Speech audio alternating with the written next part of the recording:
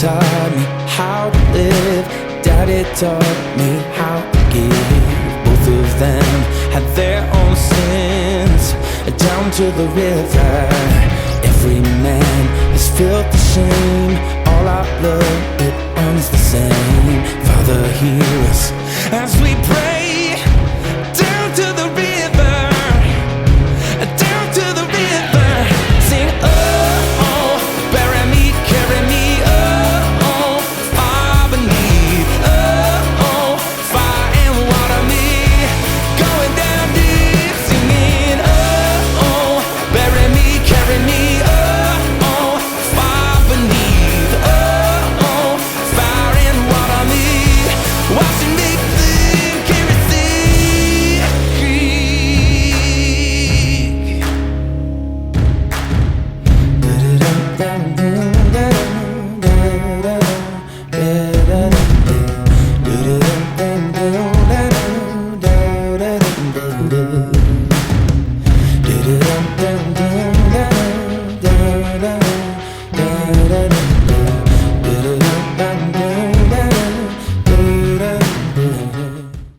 Hi, welcome to the Cryptid Wilderness Research Podcast. I am CWR team member Daniel Becker up here in Anchorage, Alaska, staring into the Arctic abyss, flying solo today while my fellow host Matt Slater is rampaging through the countryside down in Washington State.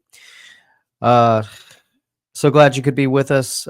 A couple announcements. One, CWR team member William Lunsford will be speaking at the Crossing Realms Conference in Richmond, Missouri on September 19th and 20th. This conference is being put on by our friends from Blondes and Booze. Highly recommend that you go check them out. It's going to cover cryptids and the paranormal, and you don't want to miss it. I'm going to try to make it myself. Hopefully I can make it down there. So yeah, make sure you check that out. Also, check out our friend Chook Johnson from Chook's Outdoor Adventures on YouTube. He covers everything from Bigfoot to firearms as well as bears, and we're actually going to have him on in a couple weeks to talk about bears in Alaska and bear attacks, and I am just coming off my second Alaska bear encounter that happened last week, and I can tell you it was another terrifying experience. So today we're going to be talking about the state of New Jersey, Bigfoot and cryptids in the state of New Jersey. And a lot of people, when you talk about that New England corridor, don't envision that particular area as being active with cryptids. But in the state of New Jersey, actually, according to the Forest Service, there's 1.9 million acres of forest land there. And there's also a huge black bear population. And in fact, estimates for the black bear population indicate that if population control measures aren't enacted, they're expecting that black bear population to reach over 4,000 in the coming years. And as you know, if a big predator can exist there, then so can a Sasquatch.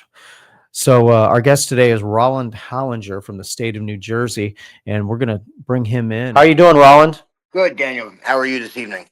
Great. Thank you so much for taking the time to join us. And I've lived in New England before, so it's always been an interest of mine. And although I haven't had much experience with the cryptid activity there, we had a guest on recently from Connecticut who gave us the rundown of what's going on in that state. So I'm happy to have another New Englander on and to give us the education on New Jersey and cryptids. So let's start by tell us about yourself and tell us how you got involved in this cryptid world. Well, let's see. I've been born and raised in New Jersey my whole life, and I grew up along the Delaware River, in a town where what we're called is river rats with a lot of forest around us. So at night you hear all kinds of different creatures, and it had always piqued my interest since I'd been, younger. Like, what are these noises that I hear at night of these things that I can't see? So that kind of just as a young child and teenager piqued my interest. And then as you get older, you get down into the other parts of the state of New Jersey. And like you had mentioned in your intro there, the almost 2 million acres of forest we have here. And people don't realize that. And the majority of that is the Pine Barrons. And it is very dense and very thick forest. I mean, it's gorgeous country, but yeah, there's so much of that that's unexplored. You can't help but go, is there something out there that I've never seen? Because I've never seen all of that forest land in the state of New Jersey, and there's got to be something out there that somebody's never come across. And and we have one of the most famous cryptids of all time. I mean, I live right in the heart of where the New Jersey Devil, story started. Like literally right down the road is the church and the house where the family, and that whole story has its origins, and then it encompasses out into the Pine Barrens from here. But So the Pine Barrens area, um, in your experience going through there, did you have an encounter? Have you come across tracks? well, we were down there, I guess I was probably in my early 20s, and we were just, because that's the route you take to get down to the shore. So, sometimes we would go down there, and you can go camping out in that area. So, two or three of my buddies, we decided we were going to go camping, and, we went, we stayed pretty much on the trails as best we could. But I mean, and this must have been, I want to say like 2002, 2003. And so, we set up camp and everything, and we break, we get into our tents at night, and I guess this must have been about 2 or 3 in the morning.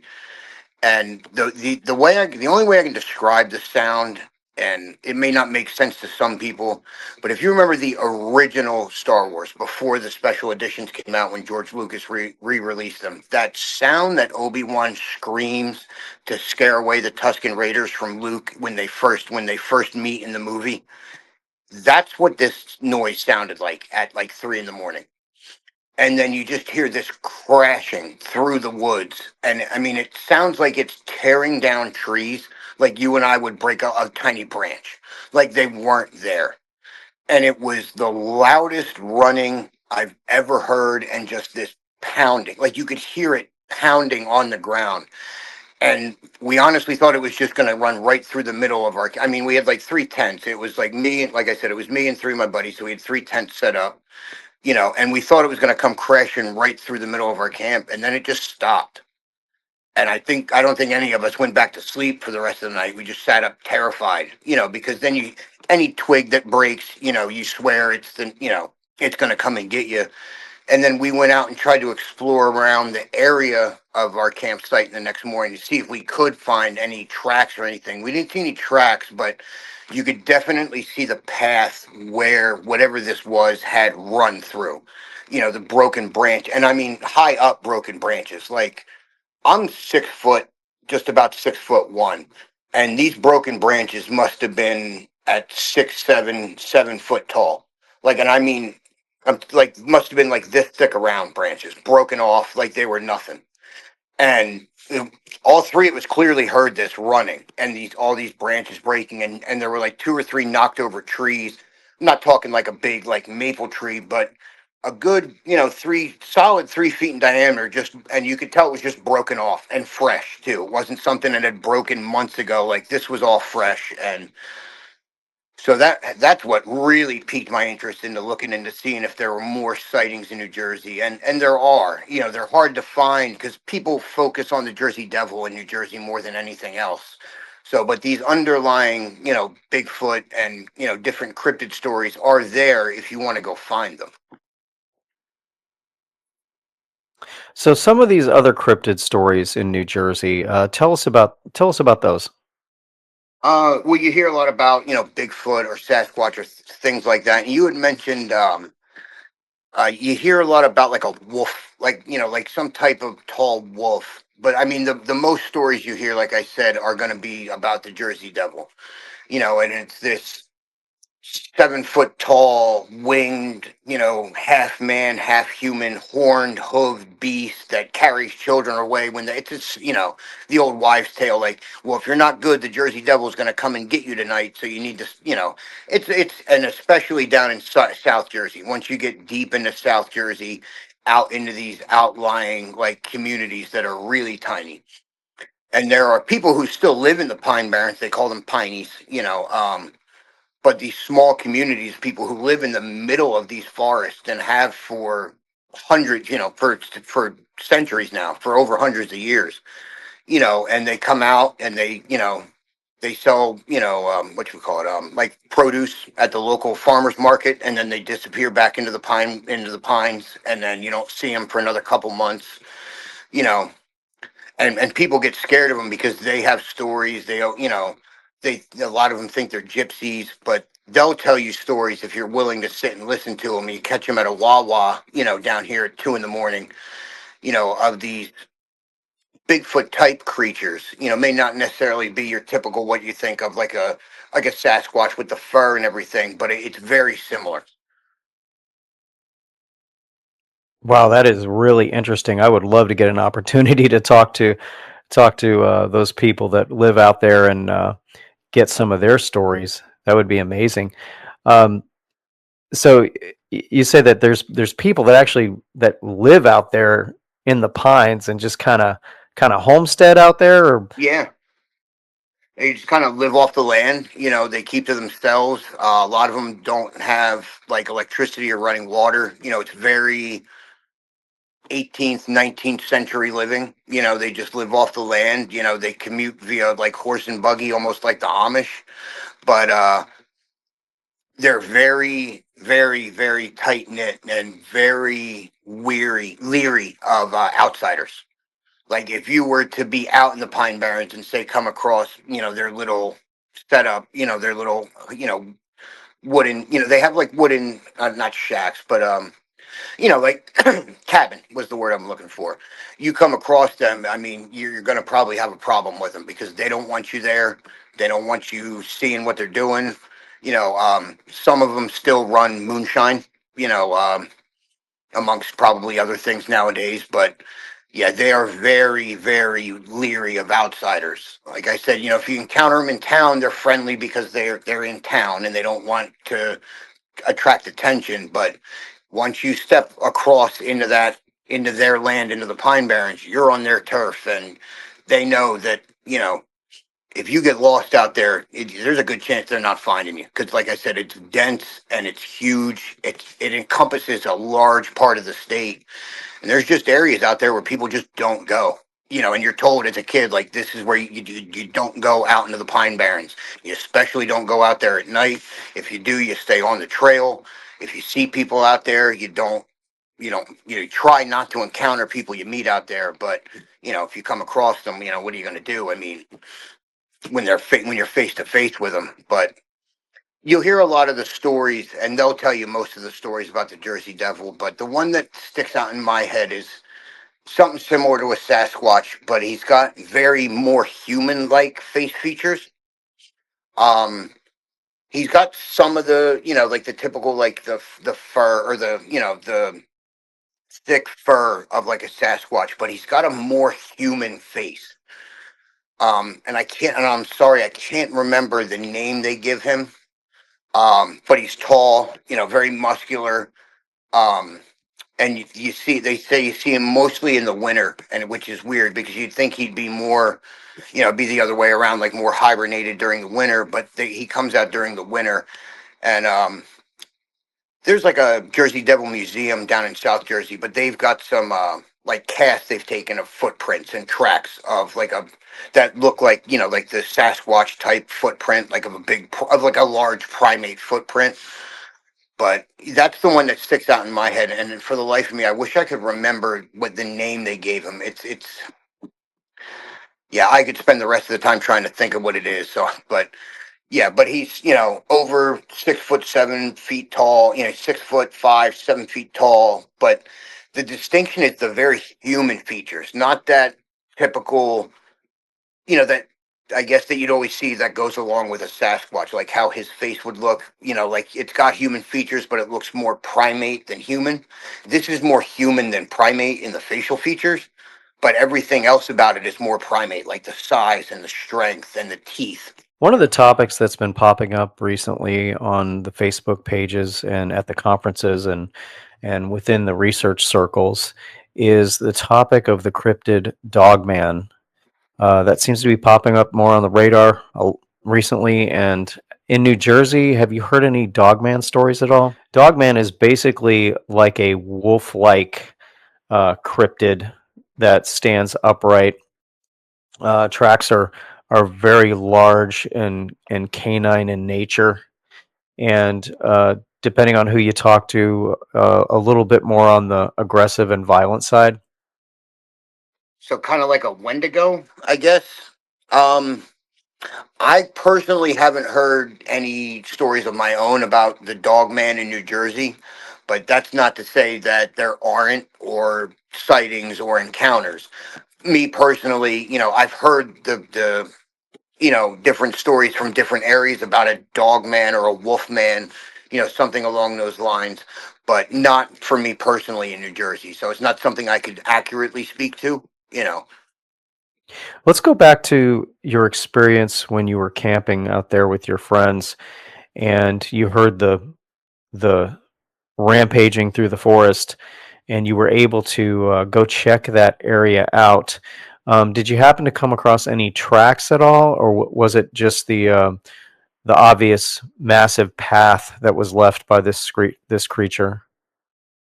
For as much as I think we were trying to look for footprints, obviously, because that's going to be your biggest indicator of what, to try to figure out what just ran through here. I think we were just so shocked by the level of and the amount of broken trees and limbs and the height that I think at some point we just stopped looking down at the ground for tracks. I mean, but you could see like deer tracks and other tracks of other animals that were definitely in a hurry to get out of the way of whatever this was.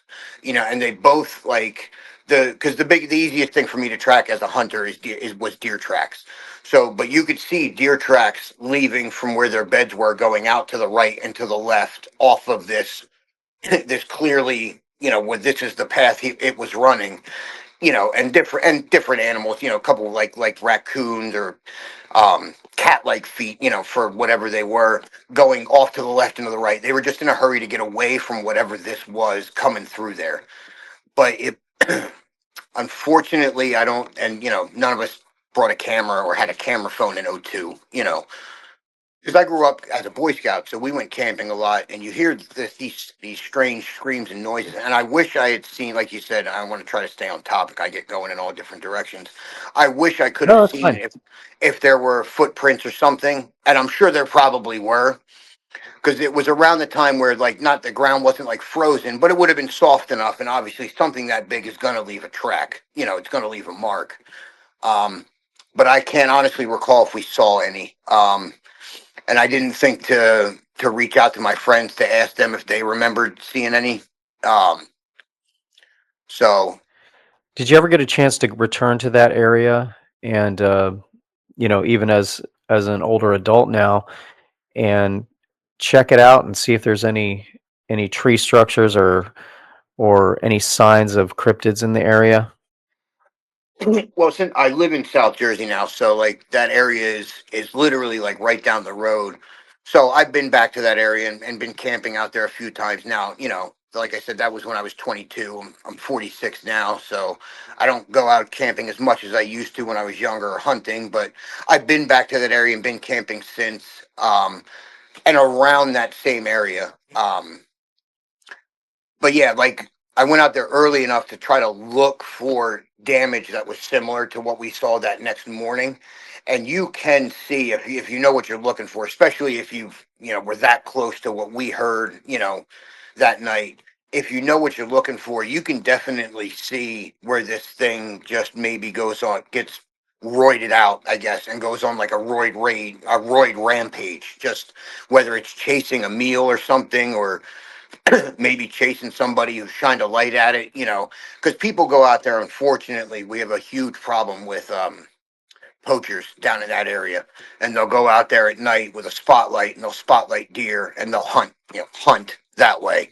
So maybe they stumbled across, a cryptid and shined a light at it thinking it was a deer, and then this thing chased them. But yeah, if you go, yeah, I've definitely seen more evidence similar to what I saw that next morning when we woke up, in later years, going down there camping and going out and specifically looking for, like, I want to see if I can see this in another area. And yeah, if you go and you know what you're looking for, you know, you will definitely see it. You know, it's not uncommon. It's not something that's contained to, like, oh yeah, I saw it once. Like where we went camping and then where I've been years later, you know, it's definitely spread out over a large area. Whether that means there's more than one or this thing has a large area it covers, you know, it roams around. But I mean, it's entirely possible there's, you know, a bunch of these things out there. Looks like you said there's, you know, 2 million acres of forest, you know. Have you had any black bear encounters out there in the woods? So the best black bear encounter I could ever tell you is so like I said, where I grew up right along the Delaware River, and my best friend Jeff, you know, may he rest in peace, his house butted up right next to the Washington Crossing State Park. And we had gotten reports that there was a, you know, a black bear in the area, and you know, and Jeff loved wilderness, and he, you know, he would have been a perfect guest to have on the show because he loved Bigfoot and things like that. So the bear comes walking down the hill to the creek. Jeff goes, I'm going to get a picture. He grabs his camera and a stick and runs into the creek barefoot with a camera and a stick and starts taking pictures of the bear. And I'm like, and our joke was, dude, I'm going to call 911, but I'm leaving. What are you doing? But he got some of the best pictures I've ever seen of a bear, and we're talking 6, 7 feet away. Here he is, and I'm like, "What are you doing with a stick?" And I'm when I say a stick, I mean a stick. You know, a stick, not like a branch, but a stick and a camera. But he got 7 or 8 great pictures of this medium sized. And when I say medium sized, you know, it couldn't have been more than, I don't know, a couple years removed from being a cub. And then he took his pictures and ran back up the hill, and it ran back up the hill into the woods. And then I think they wound up catching it and, you know, moving it out of there. But yeah, that was our one black bear encounter.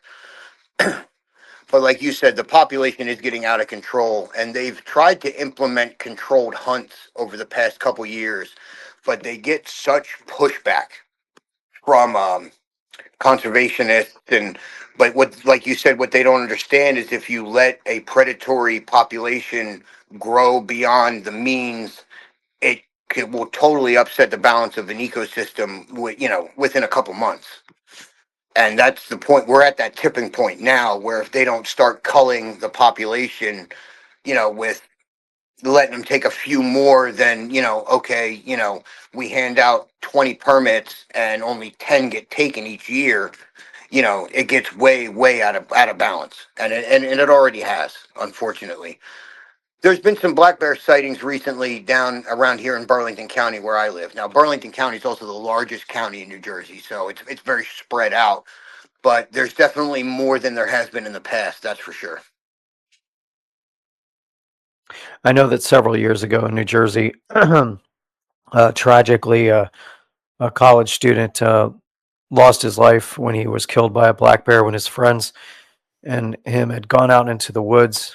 And if I remember the story right, I think they all kind of split up when they saw the bear coming, and that individual just happened to be the one that the bear went after. So, yeah, black bear population out of control is definitely not a good thing.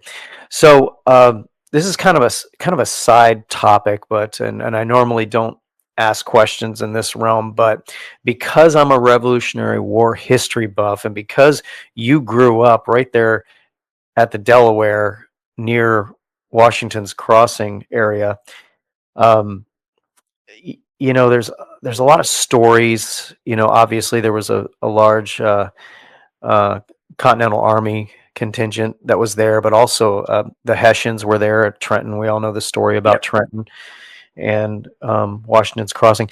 The forest there seems to have a enchanted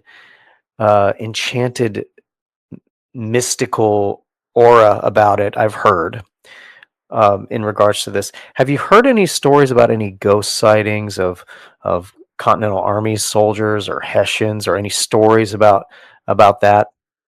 Oh, absolutely. And you're right.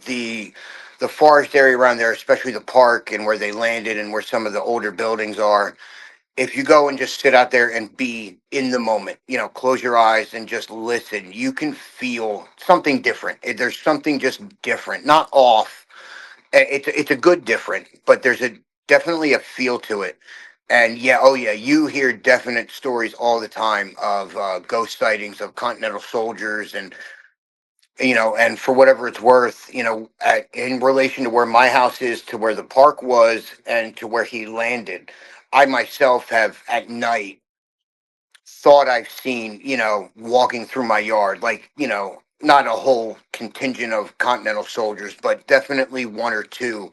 And that, clear as day, you can make out the shape of a body and the uniform and a musket, because it's not outside the realm of possibility that some of these soldiers, when they landed, walked across, where my house stood, where I grew up, because it was so close to the river, or, the detail you leave in the rear, stayed there or camped there, because they camped in Washington Crossing State Park. There was a large contingent there, and then you have the Princeton battlefield. But oh yeah, there's I've heard so many stories growing up from people who lived in Titusville their whole lives, like my father, and other people that he grew up with, of seeing different sightings of Continental soldiers. And then people will tell you that they've seen them down at the barracks in Trenton, where the Hessians were camped, that night. As you're walking through the barracks, you see, that there's, a ghost there. But yeah, that's very common. Yeah, absolutely fascinating. Um, and because of the activity that took place there, when I lived in New England, I had heard somebody say that the forest around Trenton and around all that area where this conflict took place, which was a pivotal moment in the Revolutionary War, which really did change the tide. I just heard somebody say it had kind of a mystique about it, that whole area. So Oh yeah. so I was definitely curious about that. Let's go back to the New Jersey Devil. For those of our viewers and listeners who may not be familiar with the New Jersey Devil, can you give us a description of that? Okay, yeah. So the Jersey Devil was the 13th child of a woman named Mother Leeds. And the story is that, she didn't want another child. And she said, if I have another child, I'll curse this one to the devil. And sure enough, she had a 13th child, cursed it to the devil. And when she gave birth to it, the midwife, you know, helped. And then all of a sudden, as the baby was born, it sprouted these wings, let out this scream, attacked the midwife, jumped out the window, went up on the roof, disappeared, never to be seen again. And the standard description you hear is something about 6'5", tall, hooves, because it's half man, on top, with like big leathery bat type wings and horns, like the devil. And then the bottom half would be like the back half of a horse, so it's got hooves. And people, you always hear reports of seeing hoof prints in the snow on their roof. They hear something there, and they chase it around the house, and they don't see it, but then they see the footprints. But yeah, it would be about 6 foot, 6'5", horned, big leathery bat type wings. The upper half of a body with, like, a human face, but an elongated chin, and just this decrepit, evil looking, glowing red eyes. That's the standard description of the Jersey Devil, or the Leeds baby, as they call it. Wow, I never knew some of those details. That's really fascinating. Thanks for sharing. So, going back to the camping incident, where you inspected the aftermath of what was probably a Sasquatch rampaging through there. Um, with Bigfoot, after that experience, after all the stories you've heard, what do you think this creature is? Um, in all honesty, I think, I don't want to say like it's the missing link, but well, I mean, I think it's definitely probably a genetic link between us and some type of evolved primate. Some primate that split off, and went right when everything else went left, and it grew taller and stronger and more upright, similar to us and like old Neanderthal man. And it could be maybe an offshoot, an ancient genetic cousin of ours, that when we evolved and became more upright, this also split from us and evolved and became more upright, but kept some of those primate features.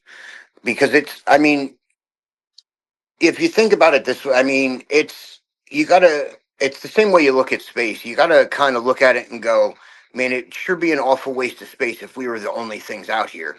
And to look at the Earth and go, to think, well, maybe we haven't discovered every possible creature. Yeah, there's definitely places where it could hide.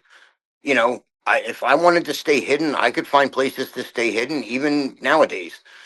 Because it's not like we're sending up drones and satellites to look for these things. So if it's hiding in dense forest, why wouldn't it? But I think it's an offshoot, maybe, of some, and like a genetic cousin of ours. Like when we evolved, it evolved, but it went a little more this way, and we went this way. Roland Hallinger from this great state of New Jersey. Thank you so much for taking the time to be with us and to share your experience and give us a lesson about your great state. And we're looking forward to talking to you again and seeing what else you can find out there. As I mentioned, having lived in New England myself, that New England corridor has been an interest of mine. So, yeah, wish you the best of luck in your further research, and we definitely want to get you back on again and get updates from you periodically and what you come across.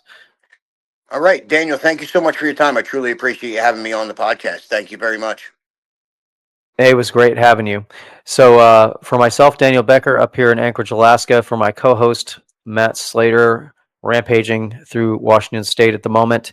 Thank you for taking the time to be with us, and we will see you next time on the Cryptid Wilderness Research Podcast.